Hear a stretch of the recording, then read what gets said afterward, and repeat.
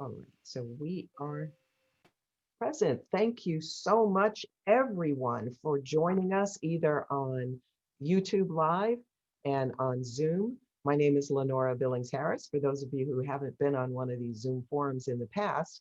And just a little history on how this started. I had no interest in doing podcasts, doing regular podcasts. But after the murder of George Floyd, I just really had a strong need to do something in this space where it would be open to anyone who had a computer or phone that could connect on Zoom and on Facebook or on YouTube. And so, not long after the murder of George Floyd, we had one of these, and my intention was just doing that one. But it became so popular and I had so many people say, when is the next one? That we now have done a couple. I believe this one is our fourth, and we already have one scheduled for next month. But these will be periodic, so don't necessarily expect them every month. It just depends on the availability of my guest and what topics you are interested in learning more about.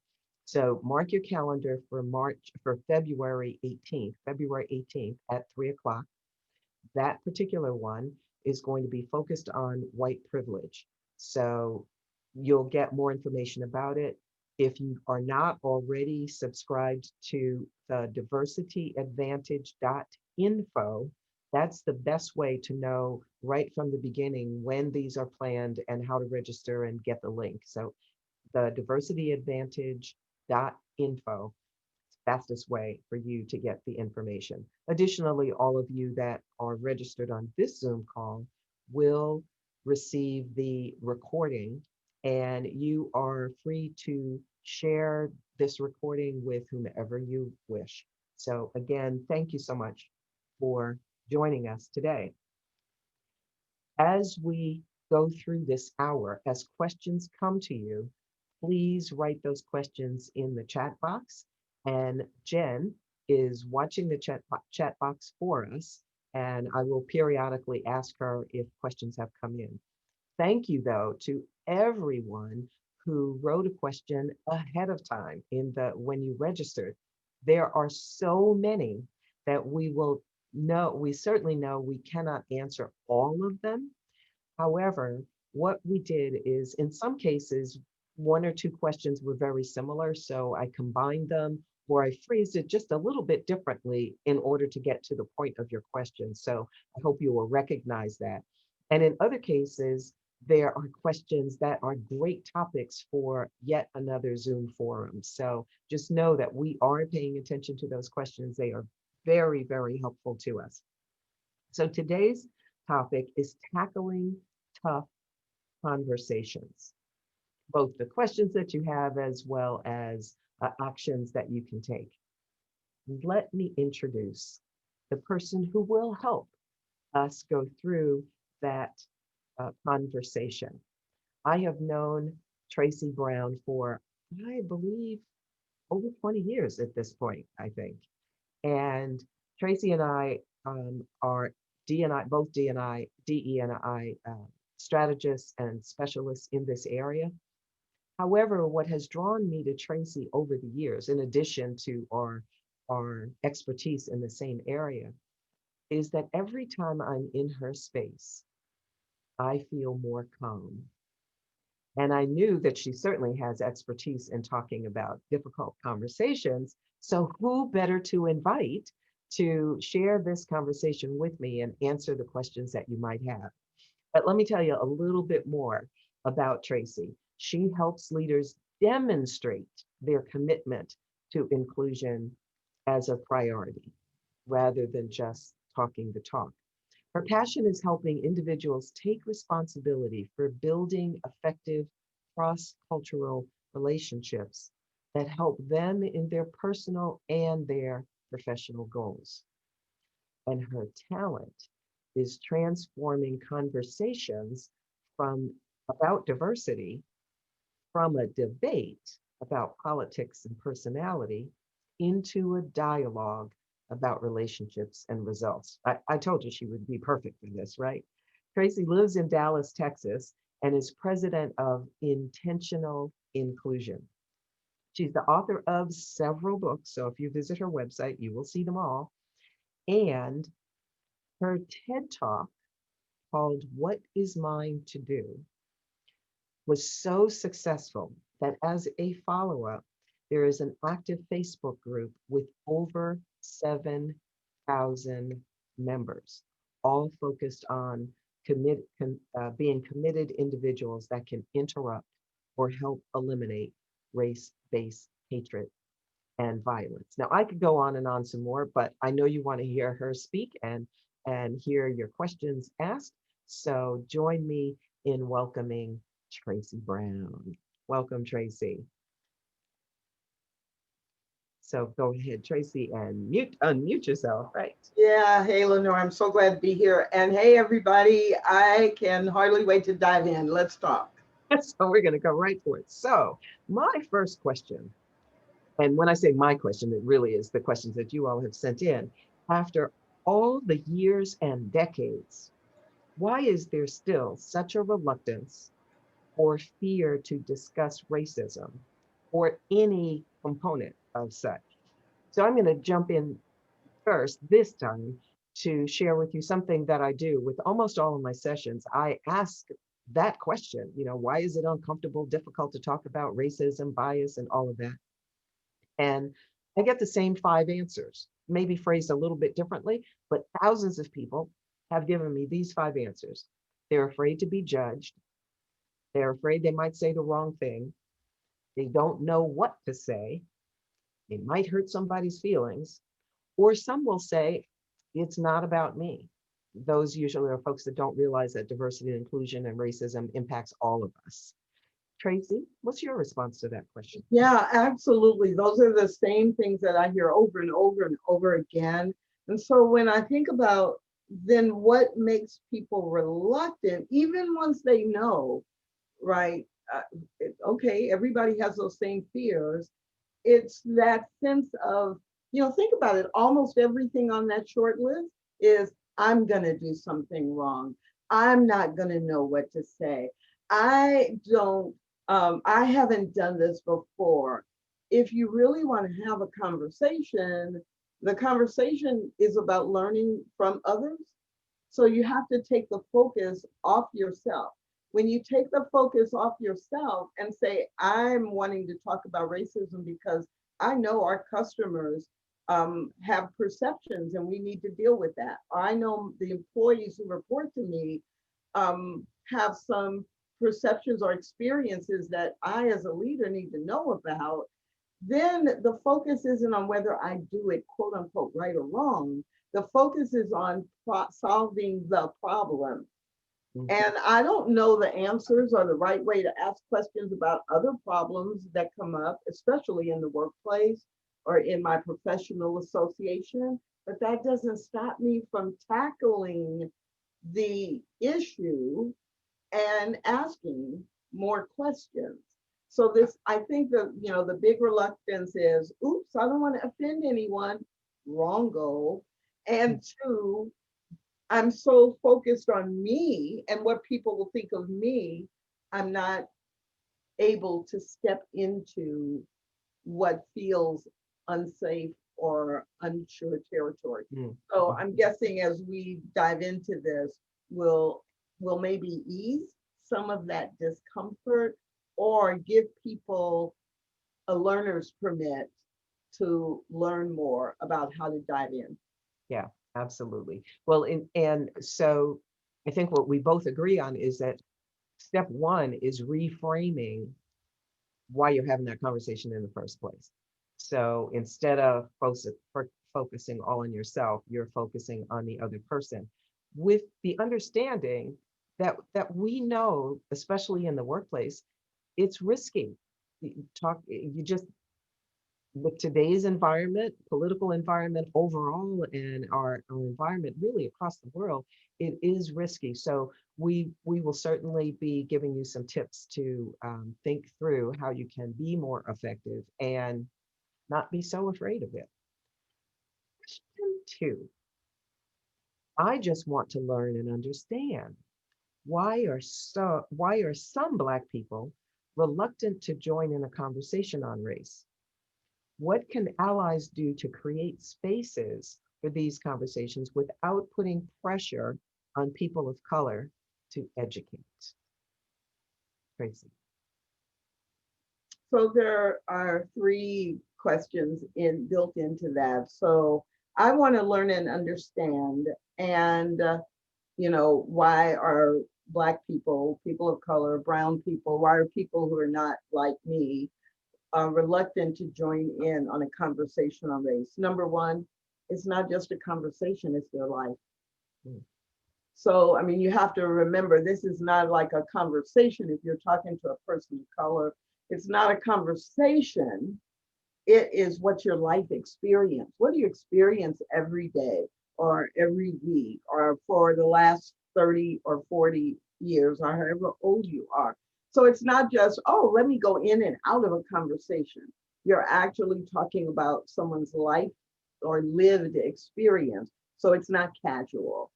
Number two, the second part of that, what can allies do to create spaces for those conversations? So that, let's see if I can take a deep breath and not take 15 minutes with all the things that are in my mind about this. So number one, what can allies do? So number one, you got to know really, how are you defining the word ally?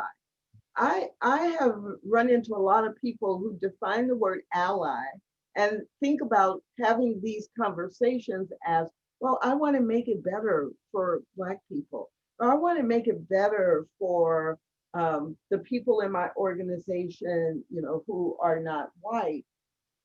And and so I'm choosing to be an ally to that group. It's really their problem. It's really they're the ones who are suffering. Well, with that mindset of ally, you're going to always run into difficulty because you're not owning that you are part of what's creating the culture or creating the environment. The best kind of ally is an ally who is understanding. However, I'm framing the conversation, it's because I want to have a workplace that is equal, that everyone is treated with equity, everyone is treated respectfully. That's the kind of environment I want to live in. So I'm an ally to the concept, but it's not like I'm an ally to help these other folks out. And then I can just, my experience is good. I don't really need to do anything. No, if you're a real ally, you are insisting on the entire environment to change, including what makes you comfortable in order for everyone to be able to have a conversation. So you're not putting pressure on people of color to educate. You are putting really pressure on yourself and people like you who are creating an environment that's fair for everybody. And one more thing, um, putting on pressure on people to educate. So for me, what that says is that, other people are going to educate me. But if there's any other topic I want to learn about, I go to Google, I go to the library, I go to find information, I practice. And so that is a barrier if you only go to people of color when there is so much information that is available to begin the conversation. So when I'm in conversation with someone and they have questions about the Black experience or African American culture, and they come to me saying, I've read this and this and this, and I've been processing it, and I just am curious, what else do I need to know? That is a completely different conversation than, I heard about this on the news, and can you tell me what I should know about that? Mhm. So take some ownership. That is the biggest thing that takes the pressure off of any group. And that would be, we're talking about race and ethnicity, but that would be true if we were talking about sexual orientation, gender identity, different religions, etc. Etc. Well, and what I have been hearing often as we facilitate listening sessions, especially those first ones that were done that were initially focused on Black people in the session, is that so many said two things. One, I'm exhausted, because to your point, Tracy, when you go to someone and say, well, I want to talk about this and help me know how you feel about, the various things that have been happening. Oftentimes the person asking that question doesn't realize that, wait a minute, you're asking me to take my many years of life and therefore why I might feel a certain way and tell you in a nugget. It's not that different from oftentimes you and I as professional speakers will have someone call and they say, well, let's go out to coffee and you can tell me everything I need to know to become a professional speaker. Well, it's not going to happen in 45 minutes.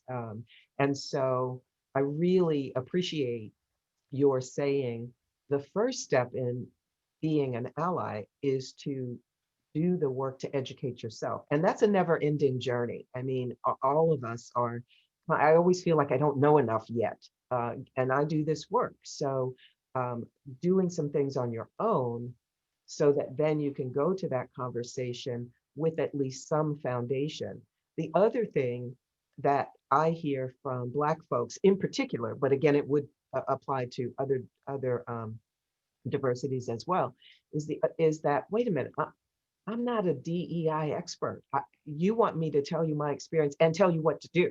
And that's often what has been coming up in the workplace is executives are going to Black folk or to women, whichever group it is they're focusing on, and saying, okay, so tell us what we ought to do. Now, that doesn't mean that Black folks don't have some ideas, but you're going to them to solve a problem that is not their problem. It's a human problem. It's all of us. And so given that you're on this call, I know that you're hungry and curious and want to learn.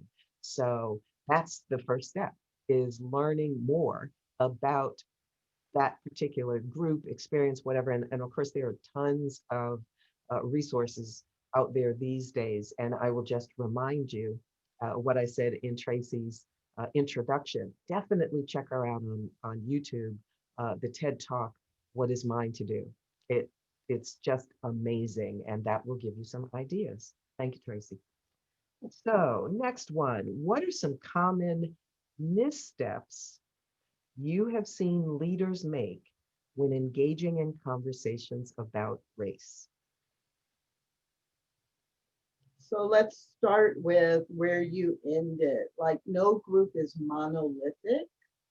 And so if you talk to only one person and ask them and think because they gave you some information that you have the answer, then that's a huge misstep, because in any organization, there are people who have different experiences that impact the topic of race or racism.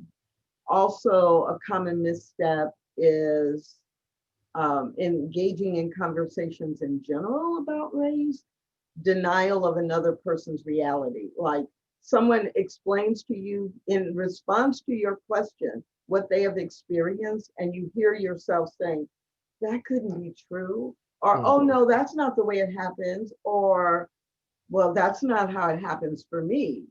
Like questioning their experience that you didn't have and they had, and you asked them, you invited them to share it with you, and cutting that off and discounting or denying the other person's reality is a huge mistake. And for those of us who are in leadership, sometimes we do that without thinking, because we are so accustomed to being right.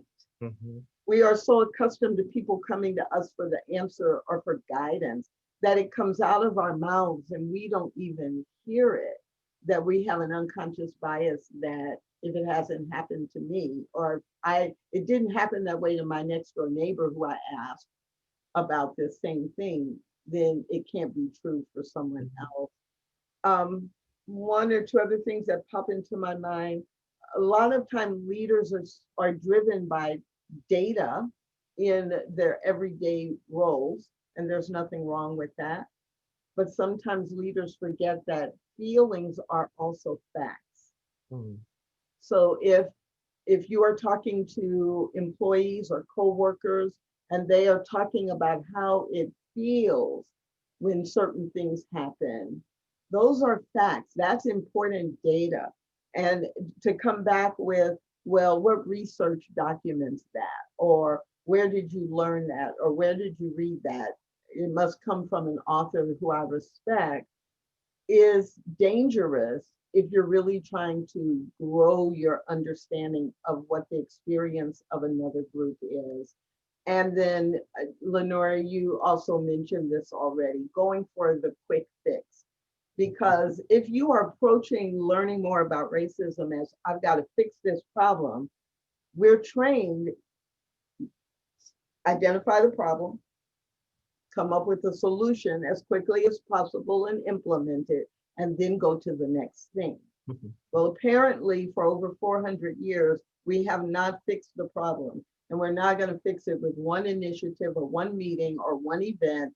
And so the failing to integrate it into a strategic approach to what you're doing, and instead thinking, oh, well, we'll have this program in 2 months, and that is, that's gonna fix it, is a dangerous misstep.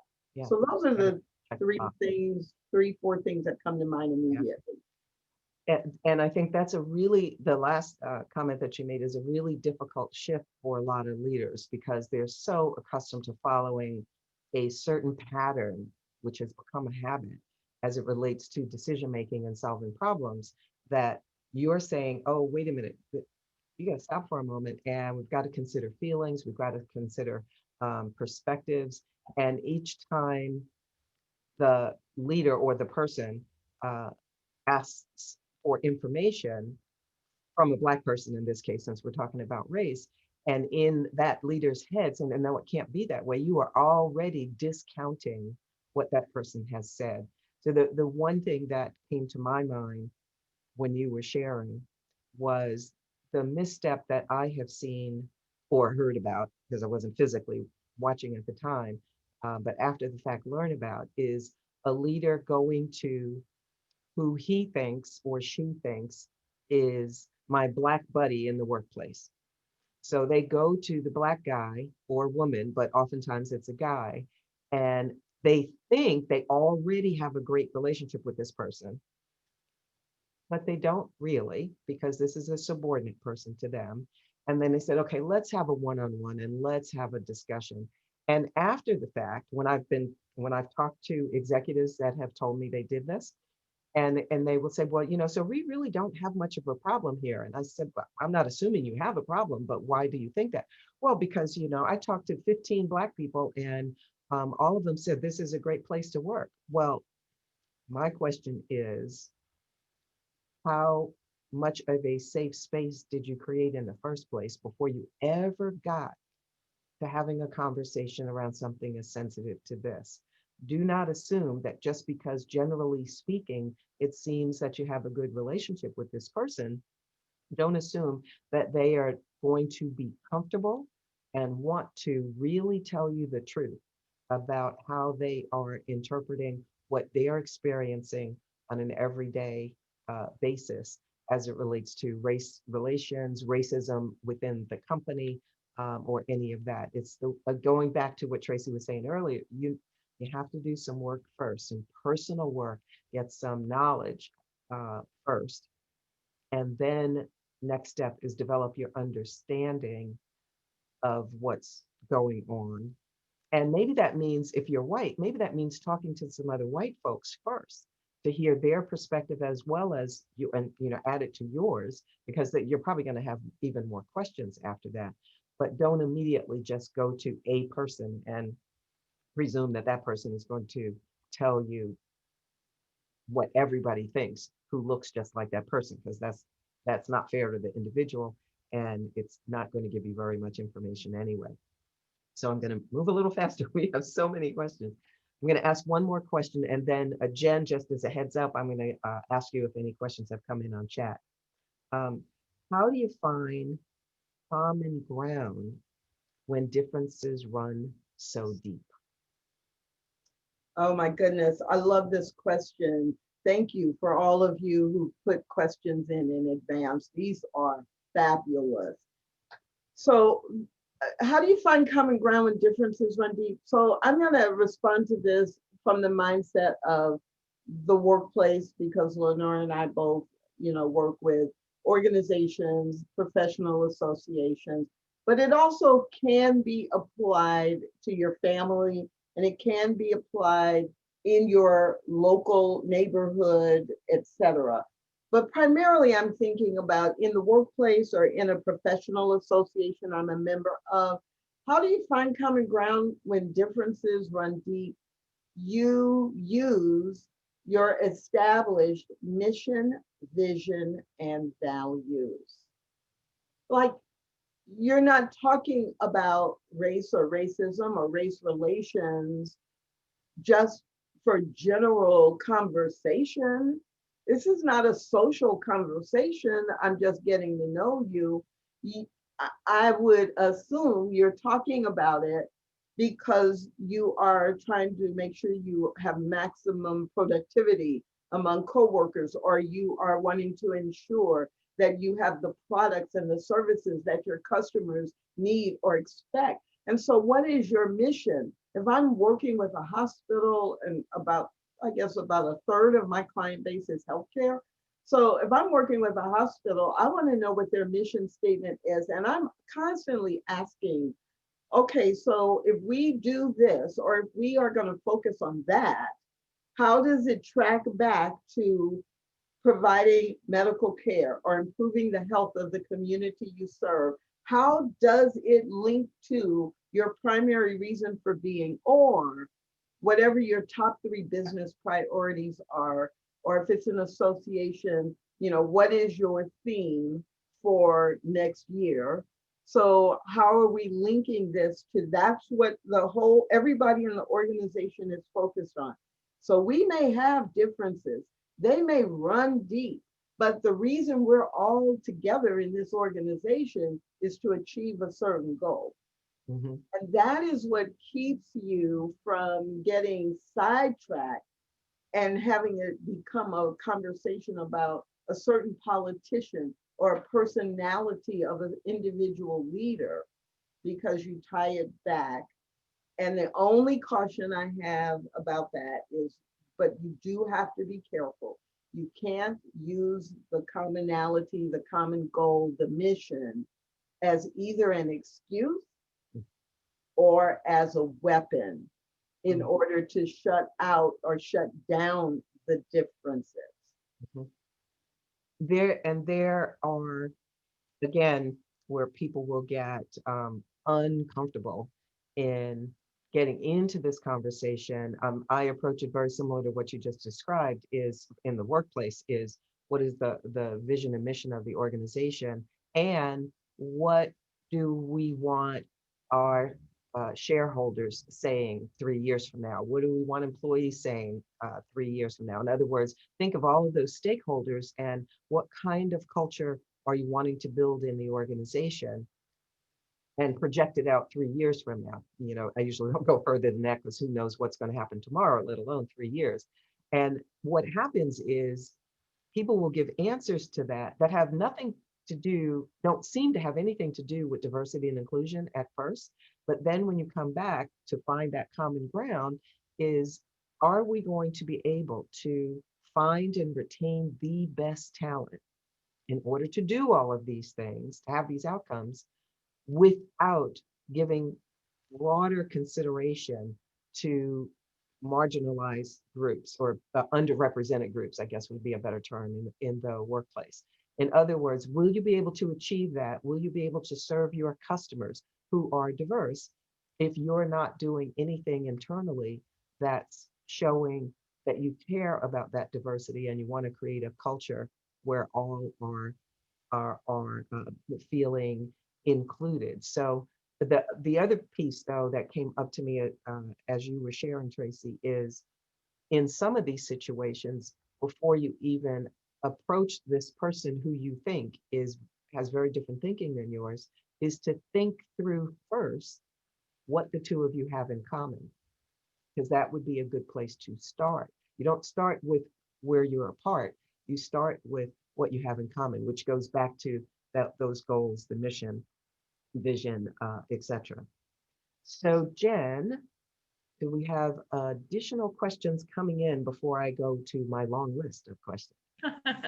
Sure, there is a question that kind of goes right on the coattails of what the last two questions, but on a more basic level, um, discussing the hard things like race and politics and that sort of thing. What are some strategies to responsibly hold these conversations with coworkers, just in general? Oh, so I can think of several things, but I'll go with you first, Tracy. Yeah. So I'm pausing at the word responsibly, and I think in my mind I am substituting respectfully. So how do we have these conversations in a way that I am putting it forward respectfully and I am attending to the conversation in a respectful way? And so I think a part of that is stating my intent, like why I even want to have the conversation. And then secondarily, keeping it connected to either how we're building relationships, but even how that then relationships helps us do whatever we're committed to do together. So it's not just a social conversation, like you didn't just meet somebody, at the bar or at the club and say, hey, I'm just getting to know you. And what do you think about this? Or do you agree with me about that? If I'm having the conversation about something, any of the dimensions of diversity in the workplace, I'm having the conversation from the perspective of building a relationship that helps us work well together, or building a relationship that helps us achieve the goals. Otherwise, I'm probably just listening or asking to see if they agree with me. And we know, it's funny for Lenora and I to be doing this together because so much of our work, we say the same thing, right? And so the whole concept of, are you listening to understand their perspective and to get to know them better and to work better with them? Or are you engaging in the conversation to listen for whether they agree or disagree with you? And whether that then leads to you liking or not liking them. And whether I like you or not has nothing to do with me working effectively with you or being on a project in an association or a church or with you. Whether I like you has nothing to do with it. Whether I respect you has everything to do with it. Are we going to treat each other respectfully? What I want to interject here, in fact, I meant to do it a little bit earlier, and Tracy and I had talked about this offline, when it has to do with these tough conversations or these difficult conversations and where you want to go with them. There's really two, I'll call it two buckets for lack of a better term at the moment. I know many of you, both in the questions you were asking and in both of our experience as we work with clients, is they will want to know how to have these conversations, but there's two different types of questions really, or circumstances that come up. One of which is responding to microaggressions. So when something happens, either something happens to you that you find offensive, the question is, so, how do I respond to that? When somebody says something that I just think is so far away from what my beliefs are, how do I respond to that? And then the other is how to initiate conversations. And for the most part, we've been so far talking about initiating conversations. And so I just want to take a moment to differentiate the two. When it's a microaggression, when someone says something to you that just doesn't sit right. Now I'm going to say when they're saying it to you personally, not you as a bystander, at least to start.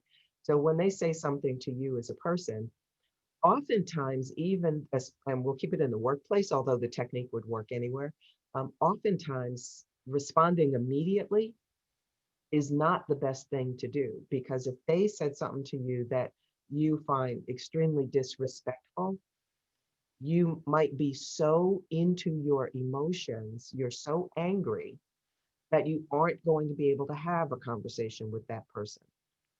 Sometimes you might need to let it sit for a minute and then get back to that person. Don't let it go, but get back to that person, and say, Mary Lou, I really would like to talk to you for about 15 minutes. When's a good time? So that buys you some time to calm down.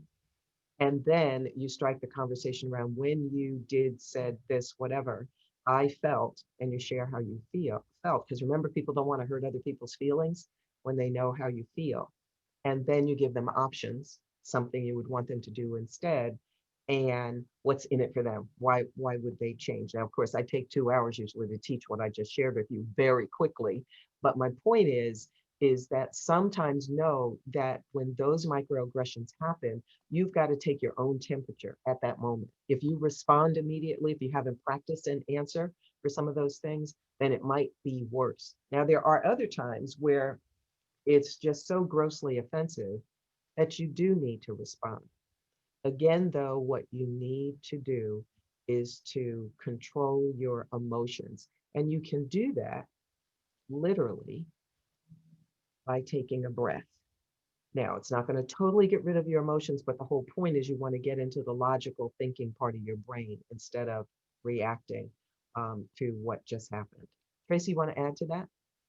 Nope, I think you got it all. Okay.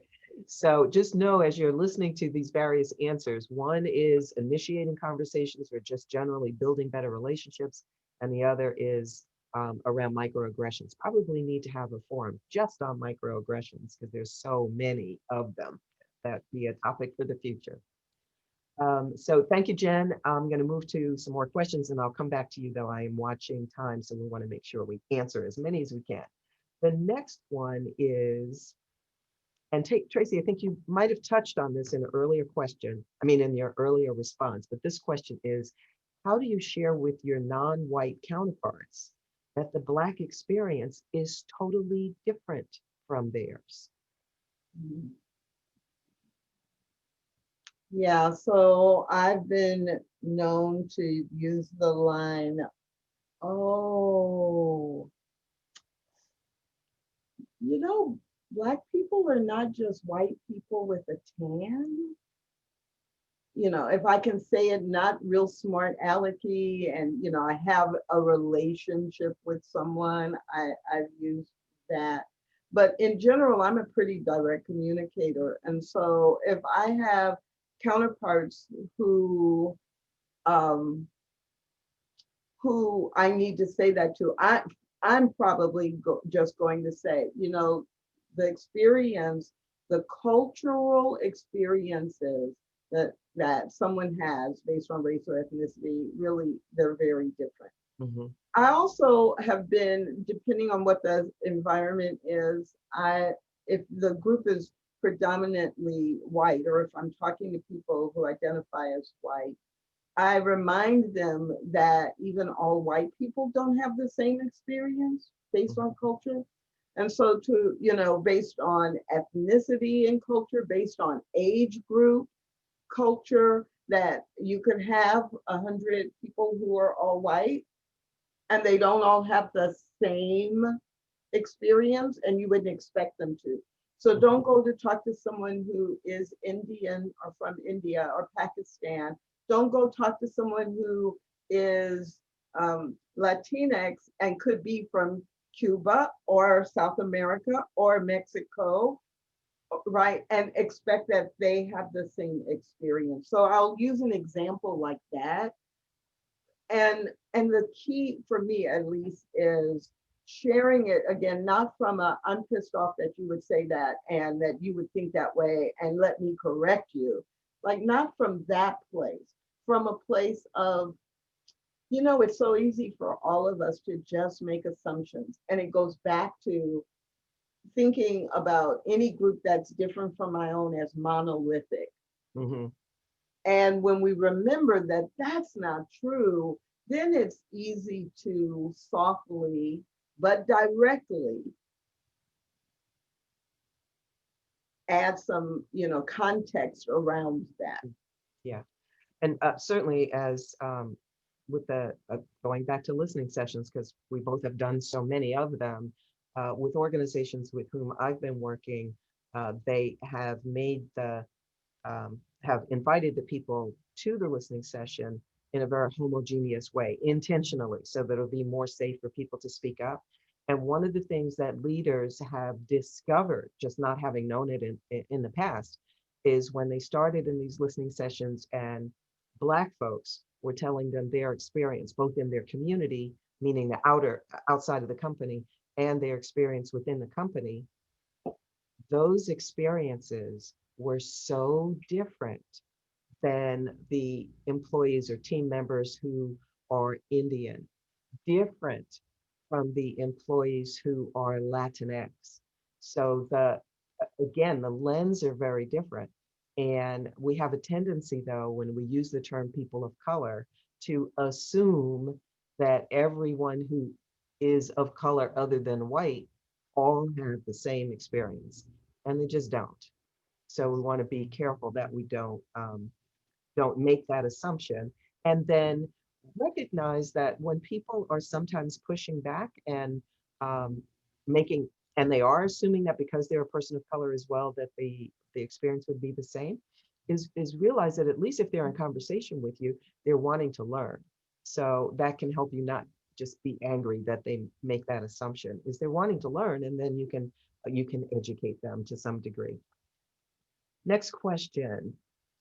How do you deal with combative personalities who seem to only want to be controversial? After I Besides, take a deep breath. say, after I pray or take a deep breath, um, well, there is a realistic, there is a reality that to a certain degree, let them be. Like, there's a model that I use a lot. Marilyn Loebner did a model in her book, Implementing Diversity, and it's called the Diversity Adoption Curve, right? And it just reminds us that anytime that we're moving into some kind of change, especially related to, in this case, racism or any aspect of diversity, that you are always going to have, you can assume that you are going to have anywhere from 5 to 18% of the population that is going to hold on to the status quo or their opinion, or they don't want anything to change from what they want or what they believe. And we make the mistake sometime of then creating our whole initiative around changing their minds or making them agree with what we think. And you get this debate and you get this battle. So one of my favorite quotes that I use a lot is, you don't have to attend every fight you're invited to. So if someone is intentionally being combative or confrontational, I don't have to meet them with the same enmity or the same anger. I can actually say, wow, we really disagree about that. And either I really, I want to understand your perspective, or okay, we don't agree. Now, it doesn't work to say, let's just agree to disagree. That's dismissive in a way that's not necessarily helpful. But if I've listened to you and I've heard your example, and then you are just arguing with me, I have a lot of different possible responses, like, wow, we are coming at this from very, very different perspectives. And that is when I will probably bring it back to, and we're going to be working together. So where is our common ground? Or how does this, is it important for us to agree on this in order to meet this goal? And I'm redirecting the attention to the project we're working on, or the role of our department or team, or what is expected from the organization, because I'm not going to stay in a back and forth about something that they are clearly simply wanting to hold their ground. Mhm. So yeah, because I'm focused on how do we create dialogue instead of debate. And if Mhm. we can't have a dialogue about it, then I'm going to redirect. Yes. And if that confrontational person or their controversial point of view is they're just interrupting all the time and just trying to push to get their point across, it's not going to go very far.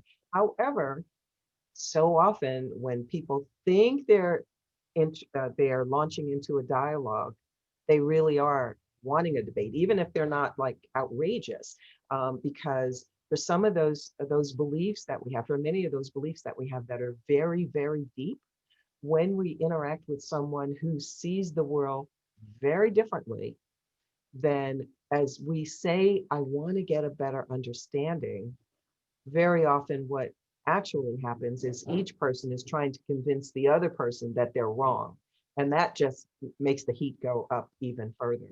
Uh, One of the things that I have been known to do frequently is when someone gets to that point where they're hot and heavy and they're really debating, and I know that this is not going to end well, I will simply say, thank you for sharing your point of view, which puts a period at the end of that sentence. My intention is to put a period at the end of the conversation because it's not going to go anywhere. And especially if people start getting caught into what we call the broken record, they start repeating the same thing because they're trying to convince you. You know it isn't going to go anywhere. Thank you very much for sharing your point of view, and be willing to move on. You have to uh, be mindful of protecting your own barriers so that they're not pulling you into all of that negative energy. Jen, we have some more questions. We have a great question that follows up nicely to your comments about listening sessions earlier. And it is, my company has several diversity groups, Black, Latin, LGBTQ, etc. They all have meetings amongst themselves, which is great, but they never have sessions with the broader company.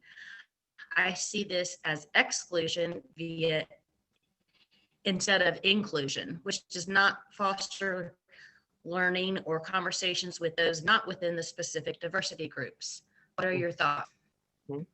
And I'm jumping. so, No. Let me jump into that yeah, one. I was going to. I was just saying. So we're talking about business resource groups and the homogeneity of each one of those groups. Is just want to get clarity around that. Okay, go for it, Tracy. Okay, I love that question. So let's see if I can remember the four things that flooded into my mind immediately.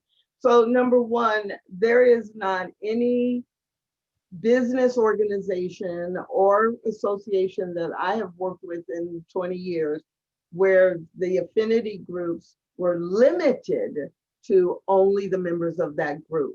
So if the primary focus is what is happening to women in this organization and what needs to happen for women to have mobility, et cetera, does not preclude men from joining. It's just that when men join, they need to stay on topic. They can't change the topic. The same thing with ethnic groups, et cetera. So that's number one, that I am not aware of any organization where membership is limited to the group, although that group's focus is what's the experience and need of a specific demographic. Number two, everybody who participates in an affinity group, whether it's by race or gender or sexual orientation or age, and I've worked with clients that have generational business resource groups or affinity groups. I've worked with organizations that had affinity groups based on different aspects of their organization. The people, when they are in that group, they are looking at their own experience and they are living in the broader organization 24/7, 365, and having those interactions. And so it's not exclusive in the way of excluding, it's making sure that the voices and the needs and expectations of a group that is not the majority or not the mainstream doesn't get ignored because nobody knows about it. Mhm. Number three that comes to mind is I love this question because the idea that these are diversity groups and I can't be in one of them or I can't participate is often an assumption that is made. And we all need to communicate better about how people from different identity groups are welcome. It's, and as I said with number one, it's just understanding when I go into that environment, yeah, I'm learning. And yes, what I think of as normal or right may not fit. It is a great learning opportunity to actually observe and to build some cross-cultural competence, let alone building a cross-cultural network, professional network that will help you in everything you do in the workplace in terms of projects or hiring or promotions or any other decisions that are company-wide. Mhm. Um, so I'm gonna stop there. I do a piece about reinventing um, employee resource groups or reinventing groups. And it is so interesting to me how often there are assumptions about who can participate or not. Um, and we have to break through those. Yes, yes. And my experience is the same as yours in regards to organizations I've worked with that have employee resource groups or business resource groups, whichever they call it. As they're developing the governance for any one of those groups, rule number one is they cannot segregate, meaning they can't tell anyone you can't be a member, because that would just break a whole lot of rules in a lot of different ways. But the assumption is always there that if you're a man, you can't go into a woman's group. So one of the suggestions that or one of the examples that I use when I'm talking to people about learning more about a group different than theirs is for white people, for example, if you happen to go to a place of worship, let's say if you go to a place of worship on Sunday, then go to a black church if you're white. Go to go worship somewhere else with people who are different than you. Now, that means you're going to get a sense of what that experience is, what they're focused on, what the music is, etc. And it doesn't mean that yours is wrong or theirs is wrong. It's just different. And you also realize that whatever stereotypical thoughts you might have had about that group are able to melt. Like you end up leaving saying, oh, I had a great experience and people welcomed me. So all those things that you thought were going to happen didn't. And so the same is true with employee resource groups. You go in knowing the focus is on that group and that they'll welcome you, but just know that they're not looking for your perspective, especially initially. It's about you learning their perspective and them having a safe place to share it. Tracy, you wanted to add? I did, because the other thing that came to mind was, so when I talk with people who are in these business resource groups, what I hear over and over again is, well, we invite the entire organization to some celebration, or we invite the entire workforce to participate in watching this video and then talking about it. And the rest of the organization doesn't show up. They won't come because they think it's, oh, it's a Black thing, or, oh, it's a thing for our Pacific Asian employees, our Pacific Islanders and Asian employees, and that, but we're scheduling it in order to generate some conversation, and people can go back to their work teams and talk about, this is what I learned, or we had a dialogue about this. And over and over and over, the members of the business resource groups report that not just like if it's a group of color and the white employees don't participate, it's not just that. It would be, well, the Hispanic or Latinx group post something and they're surprised that there are not Black employees there or Asian employees there, or the women's group sponsors something and there may be a lot of women but they don't get a lot of men. And so that is all. It's like from the other direction, it feels like, well, we invite you to be in a conversation and you don't show up. So over time, there may be less inviting. So we all have work to do, and we have to do it together, and we have to keep communicating with each other that we want to be in this together. No fault, no blame, no shame, no guilt about what happened 5 years ago. Let's start today Mhm. and go forward together. And you, each one of you, can be a part of that shift in your organization without looking back and saying, well, this is the way it's always been. Has to be correct. So Jen, I saw a question or comment just come up in the chat box. I didn't read it directly. Okay. Oh, let's see. I think it might have just come to me directly. So I'm going to, I will read it. I Okay. also see, and I think it is relating to what you were just talking about, Tracy. I also Mm. see it as a manner in which a company can get, that a company can get its, for lack of a better term, get its diversity check mark to meet certain organizational goals without true benefit of the opportunity for real learning, understanding of race, bias, etc. So I think what the person is saying is like, oh yeah, let's throw up these diversity groups and then check the box. We've got that done. Not that there's necessarily any real power behind it or real interest in learning, which is unfortunate. That there are some organizations that just want to check the box, whether it's about training or about um, uh, um, the various employee resource groups or whatever. So, excuse me, thank you for sharing that. And so from Patrice, I see, how do you, whoops, I just lost it. Just went away. Get that back. There, I can't get it back for some reason. Just went away. Here we go. Hold on, let me click. I think this.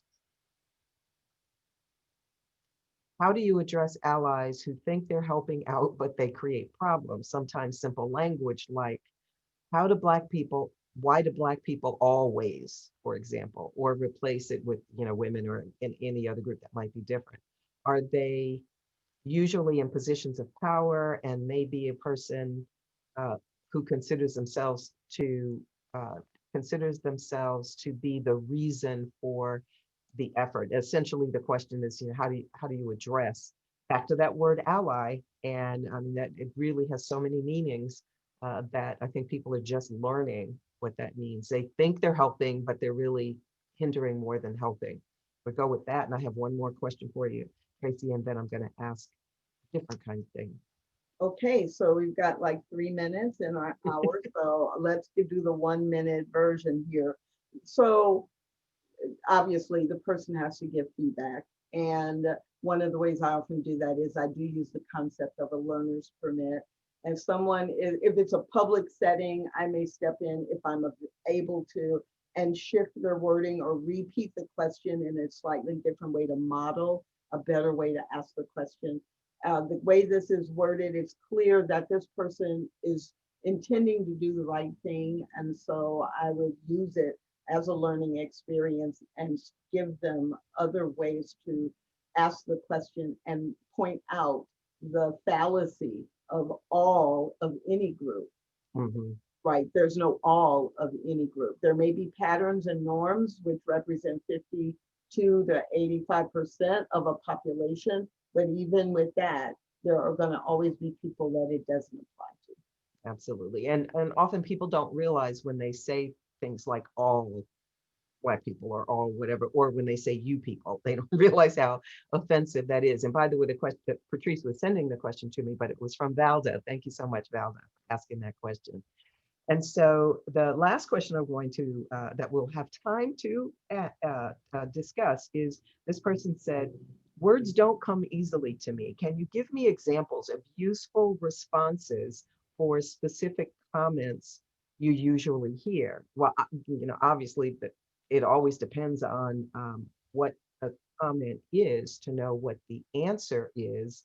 Um, What I often will say and intend to respond, though, is to say thank you for sharing, and then go into it. So the person knows that I really appreciate that they said it, even if they might have said it in all the wrong ways in my head, not judging them. So I'll say thank you for sharing, and then go into whatever my answer might be. Tracy, what are your thoughts on that? Yeah, this one's really challenging because specific comments, right, whether I'm receiving them and it's an invitation to engage, or whether I'm receiving them and it's a microaggression. So I think it goes, or just an out and out insult. So I think it goes back to that. And instead of thinking that I need to know the words, like this is a place where we really develop skill over time of being focused on what are they really asking. If I'm really clear what you're asking, or if I'm really clear what you're saying, then I often will know how to respond. There's no script. Hmm. There's no Hmm. script. And maybe that's where, yeah, you learn more by hearing examples of other answers? Yes. On the What Is Mine to Do Facebook group, that happens a lot, where someone will post, I didn't know what to say. This is what happened, or this is what the person said to me. And, I didn't say anything, but I'd like to have some ideas of what I could say next time. And obviously, with over 7,000 people in the group, there's going to be 30 or 50 or 100 people who'll say, oh, well, you could think about this. Oh, you could think Hmm. about that. And if you don't have a group like What Is Mine to Do, create your own little resource team from people in your own organization or in your own circle. There was a period where for 3 years I met every other week with a group of about 8 people, and we just all talked about what are we hearing and what happened and how did you handle that. You can do that. You don't need permission to do that. You don't need Lenora or Tracy to come in and lead you in a workshop.